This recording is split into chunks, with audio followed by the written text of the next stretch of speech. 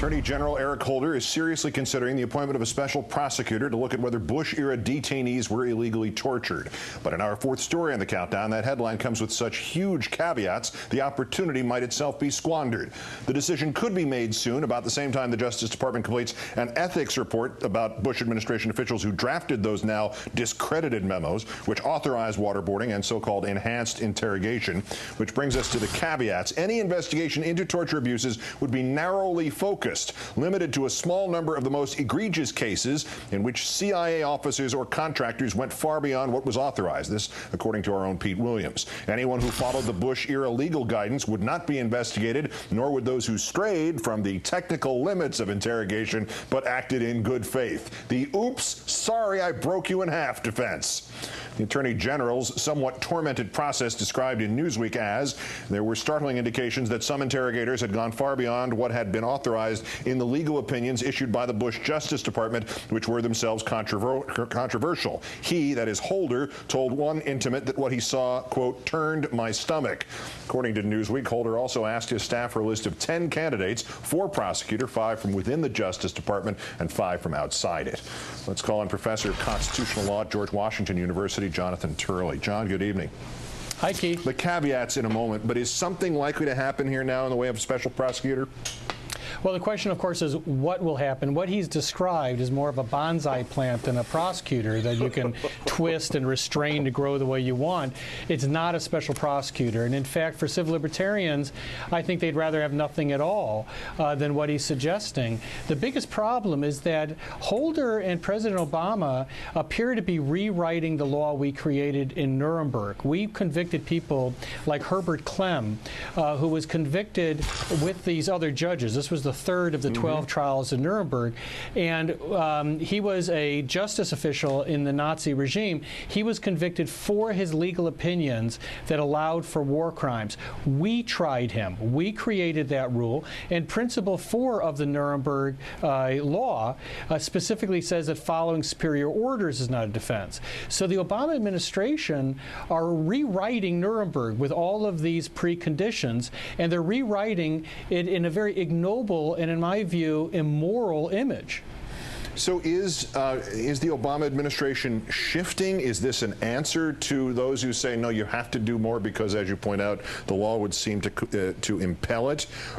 Or is there some indication, perhaps, that Mr. Holder is striking out on his own and that there might in this be the germ of a hopeful sign that this could be broadened as time goes by rather than narrowed or rather than being nothing at all?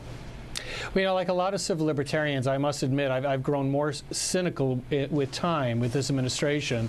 They have tried so mightily to avoid any prosecution or even investigation of war crimes that there is a lot of cynicism out there, and I'm just not convinced. I think that Attorney General Holder is finding it very hard. He's becoming almost a tragic comical figure, like Sergeant Schultz saying, I see nothing, when every week brings out compelling evidence of a war crime. On top of that, we have soldiers in harm's way.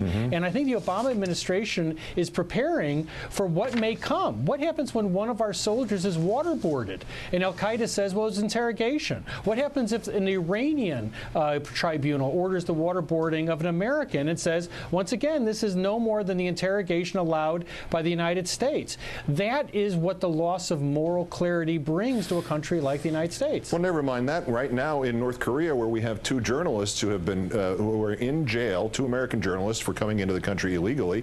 That's a practical example right now where something, I mean, I'm not expecting they would waterboard them after having convicted them, but they certainly have no moral clarity based on what we've done in response to waterboarding.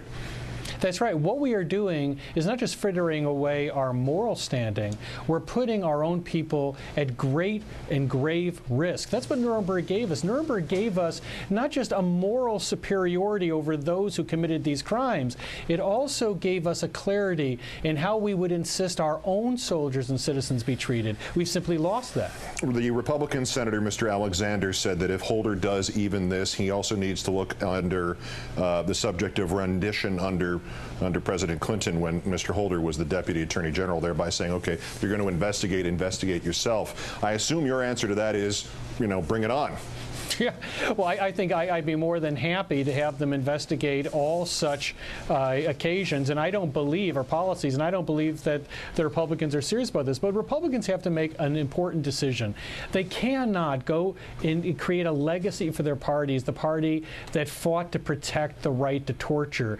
I mean, whatever political aspirations they may have, they must at least retain something of a moral definition of themselves. I mean, they're the party of Abraham Lincoln, and see where they have gone. And I just don't believe that most Republicans really want that. But what also I think Attorney General Holder has to do is appoint a special prosecutor and tell him to go find crimes where the evidence leads.